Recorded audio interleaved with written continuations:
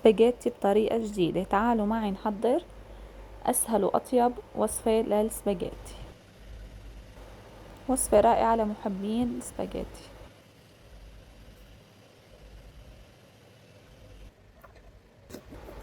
نحتاج حبة من الفلفل الحلو، أنا استخدمت اللون الأخضر، فيكن تستخدموا أي لون انتو بتحبوه. منقطعها لمكعبات ناعمة. الخضار حسب الرغبة، فيكن تضيفوا أو تحذفوا أي نوع. أنا الخضار المتوفرة عندي استخدمتها.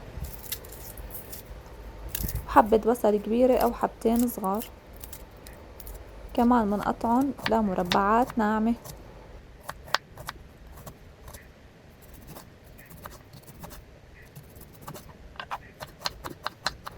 الوصفة سهلة، تخليكن تختصروا طريقة السلق.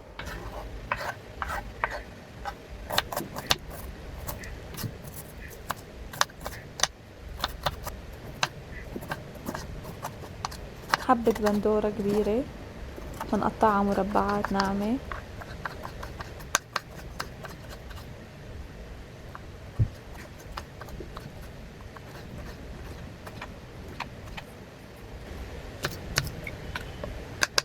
وقرن فليفلة حدة.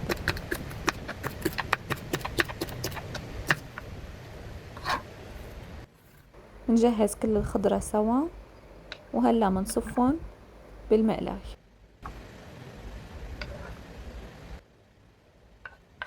ما منحط خضرة بالترتيب أو ورا بعضها، لا، مننزلهم كلهم سوا بالمقلاي. وعندي شوية فطر وذرة وحبتين من الثوم المهروس.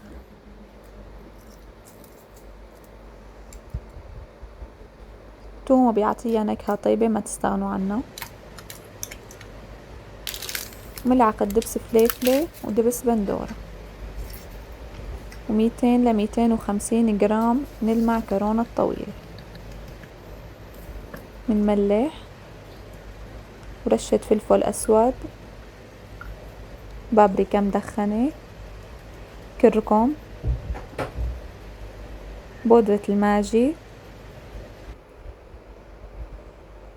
وآخر شي ملعقتين ل3 زيت أبيض. وهلأ على نار واطية نحط مكونات من دون أي مي أو شي. منخليهن ربع ساعة. شوفوا هون من دون مي. بعدين منضيفلن كاسة مي كبيرة. منخليهن تلت ساعة. شوفوا كيف عندي معكرونة معنا مخبصة أبدا مع بعضها، مفرودة كلها. الوصفة بتاخد معكم 30 دقيقة.